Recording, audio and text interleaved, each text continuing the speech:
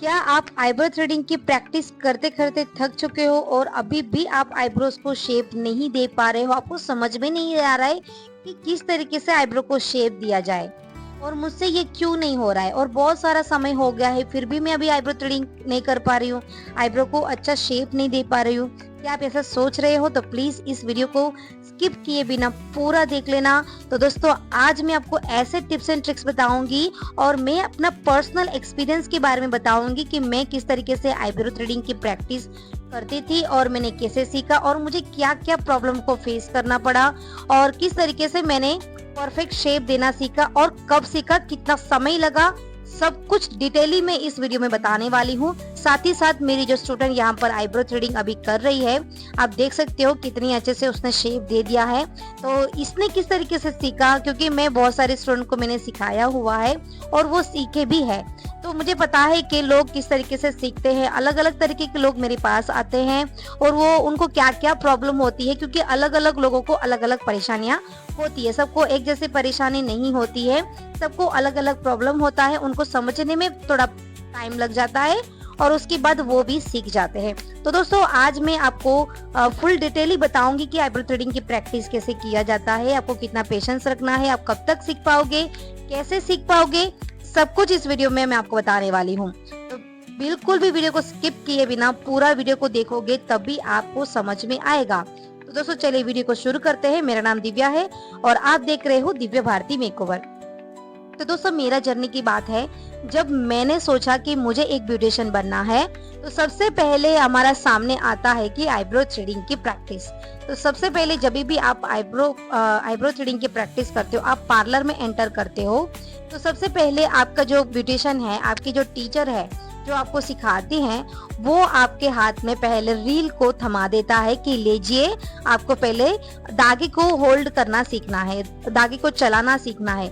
यही आपको वो पहले से सबसे पहले आपको यही बताएंगे और मैं भी अपने पार्लर में सबसे पहले यही सिखाती हूँ दोस्तों। तो दोस्तों ये बहुत बड़ा एक कॉम्प्लिकेशंस वाला काम होता है, बहुत ही ज्यादा समय भी लगता है और बहुत ही कंफ्यूजन वाला काम है ये। तो दोस्तों ये सीखना थोड़ा मुश्किल तो है ही, लेकिन इतना भी मुश्किल नहीं है कि आप नहीं कर पाओगे। तो दोस्तों आज मैं आपको बताऊंगी कि मैंने किस तरीके से सीखा। सबसे पहले मैं अपने बारे में बता रही हूँ। जब मैं पार्लर में गई थी, एक पार्लर में जहाँ पर मुझे सीखना था, मैं उधर जाकर उस टीचर को भी जाकर भी बता रही हूँ कि मुझे भी ब्यूटिशियन का कोर्स सीखना है। तो उन्होंने मुझे अपॉइंट कर लिया और मैं रेगुलरली वहां पर जा रही थी और उन्होंने सबसे पहले मुझे आईब्रो थ्रेडिंग की प्रैक्टिस करना सिखाया कि धागे को किस तरीके से होल्ड किया जाता है। तो दोस्तों उन्होंने मुझे सिर्फ इतना बोलकर मेरे हाथ में रील को थमा दिया और उसके बाद अब मैं खुद ही वहां पर मेहनत कर रही हूँ।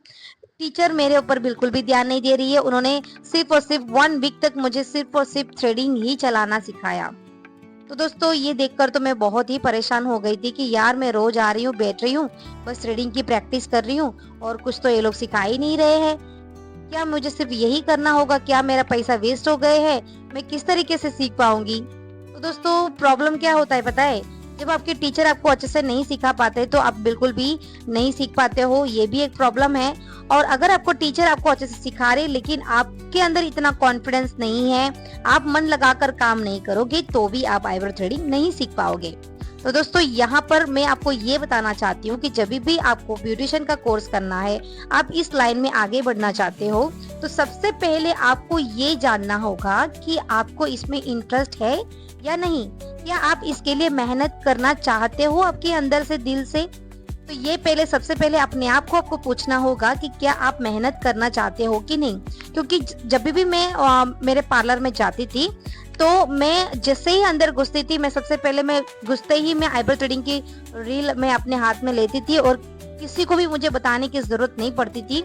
मैं कम से कम 30 to 40 मिनट सिर्फ और सिर्फ आईब्रो थ्रेडिंग को चलाने का प्रैक्टिस करती थी दोस्तों। तो यहीं से आपको पता चलेगा कि आप किस तरीके से भी प्रैक्टिस कर रहे हो। अगर आप अभी स्टार्ट किए हैं तो दोस्तों आप सोचिए कि आप कितने देर प्रैक्टिस करते हो धागा चलाने का।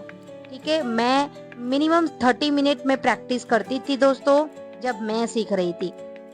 तो सेकंड प्रॉब्लम ये था कि धागा जब चलाती थी तो धागा इधर-उधर कहीं पे भी चले जाते थे। प्रॉपर्ली धागे को मैं नहीं चला पा रही थी, तो बहुत सारा प्रॉब्लम हो रहा था। तो कभी-कभी मैं टीचर को पूछती थी, टीचर मुझे बता देती थी कि इस तरीके से करना है।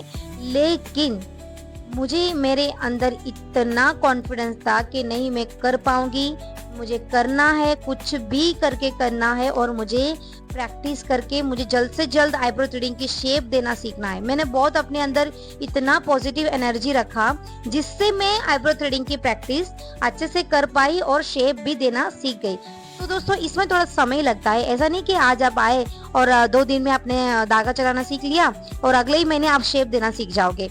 बिल्कुल भी नहीं दोस्तों।